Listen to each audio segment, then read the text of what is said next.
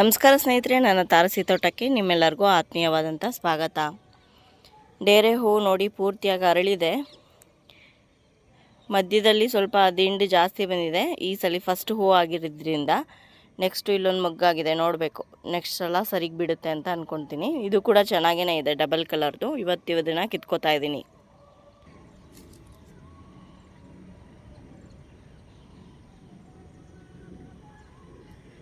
ಸುಮಾರಷ್ಟು ಹೂಗಳೆಲ್ಲ ಬಿಟ್ಟಿತ್ತು, ಅದನ್ನೆಲ್ಲ ಇವತ್ತು ಬಿಡಿಸ್ಕೊಂಡಿದ್ದೀನಿ. ಇದು ಅಂಜೂರ ಹಣ್ಣಿನ ಗಿಡ. ಇದು ಇನ್ನೊಂದು ಹಾರ್ವೆಸ್ಟ್ ಮಾಡಬೇಕು ಇವತ್ತು ನಾಳೆಯಲ್ಲಿ. ತೊಂಡೆ ಗಿಡದಲ್ಲಿ ತೊಂಡೆಕಾಯಿಗಳು ಬಿಟ್ಟಿದೆ, ಅದನ್ನು ಹಾರ್ವೆಸ್ಟ್ ಮಾಡ್ತಾಯಿದ್ದೀನಿ.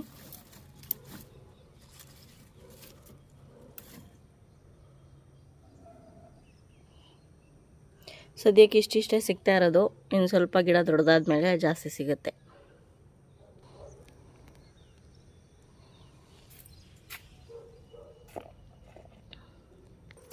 ಬದನೆ ಗಿಡಗಳೆಲ್ಲ ದೊಡ್ಡದಾಗಿದೆ. ಇನ್ನು ಸ್ವಲ್ಪ ದಿನದಲ್ಲಿ ಕಾಯಿ ಬಿಡುತ್ತೆ.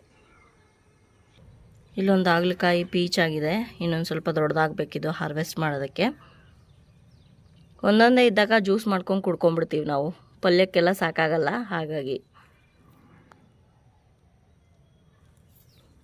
ಇಲ್ಲೊಂದು ಹಣ್ಣಾಗ್ಬಿಟ್ಟು ಬಿದ್ದೋಗಿದೆ, ನೋಡೇ ಇಲ್ಲ ನಾವು.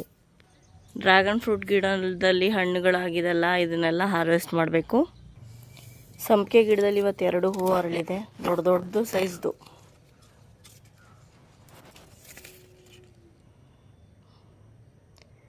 ಸಕ್ಕತ್ತಾಗ್ಬಿಟ್ಟಿದೆ ಈ ಸಲ.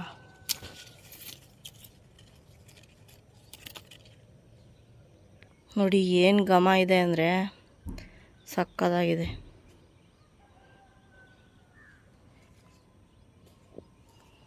ಇಷ್ಟೊಂದೆಲ್ಲ ಹೂಗಳು ಸಿಕ್ಕಿದೆ, ಹಣ್ಣುಗಳನ್ನ ಹಾರ್ವೆಸ್ಟ್ ಮಾಡ್ತೀನಿ ಇವಾಗ. ರಾತ್ರಿ ಎಲ್ಲ ತುಂಬ ಚೆನ್ನಾಗಿ ಮಳೆ ಬಂದಿದೆ. ಇವಾಗ ಸ್ವಲ್ಪ ಹಣ್ಣುಗಳನ್ನೆಲ್ಲ ಹಾರ್ವೆಸ್ಟ್ ಮಾಡ್ಕೊಬೇಕು, ಹಾಗಾಗಿ ಬಂದಿದ್ದೀನಿ.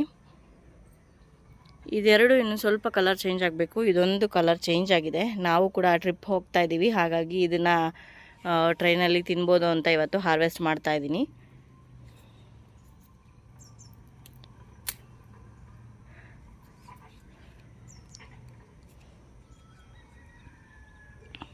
ಚೆನ್ನಾಗಿ ಹಣ್ಣಾಗಿದೆ.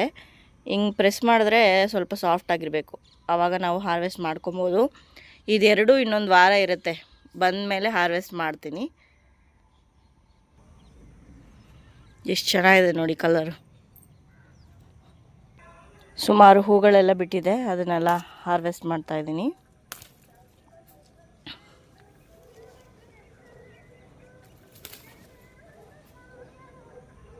ನಂದಿ ಬಟ್ಲೆ ಹೂವು ಇಷ್ಟು ಸಿಕ್ಕಿದೆ. ಅಂಜೂರ ಹಣ್ಣು ಪೂರ್ತಿಯಾಗಿ ಹಣ್ಣಾಗಿದೆ ನೋಡಿ, ಓಪನ್ ಆಗಿಬಿಟ್ಟಿದೆ. ಇದನ್ನು ಇವತ್ತು ಹಾರ್ವೆಸ್ಟ್ ಮಾಡ್ತಾಯಿದ್ದೀನಿ. ಪೂರ್ತಿಯಾಗಿ ಈ ರೀತಿ ಹಣ್ಣಾಗಕ್ಕೆ ಬಿಟ್ಟು ಆನಂತರ ಹಾರ್ವೆಸ್ಟ್ ಮಾಡಿಕೊಂಡ್ರೆ ರುಚಿ ತುಂಬ ಚೆನ್ನಾಗಿರುತ್ತೆ.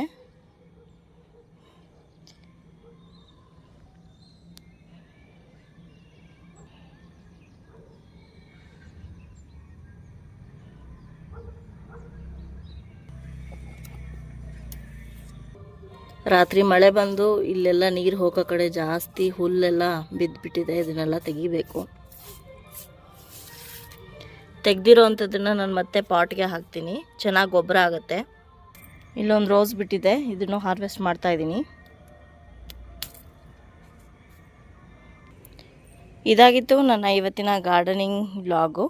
ನಿಮ್ಮೆಲ್ಲರಿಗೂ ಇಷ್ಟ ಆಗಿದೆ ಅಂತ ಭಾವಿಸ್ತೀನಿ. ಇಷ್ಟ ಆಗಿದರೆ ಲೈಕ್ ಮಾಡಿ, ಬೇರೆಯವ್ರಿಗೂ ಕೂಡ ಶೇರ್ ಮಾಡಿ. ಹಾಗೆ ನಿಮ್ಮ ಅನಿಸಿಕೆ ಅಭಿಪ್ರಾಯವನ್ನು ಕಮೆಂಟ್ ಮೂಲಕ ತಿಳಿಸಿ. ಮತ್ತೊಂದು ಗಾರ್ಡನಿಂಗ್ ವ್ಲಾಗ್ ಜೊತೆಗೆ ನಿಮ್ಮನ್ನ ಭೇಟಿ ಆಗ್ತೀನಿ. ಅಲ್ಲಿಯವರೆಗೂ ಧನ್ಯವಾದಗಳು. ಗಿಡ ಮರ ಬೆಳೆಸಿ, ಪ್ರಕೃತಿಯನ್ನು ಉಳಿಸಿ. Happy gardening.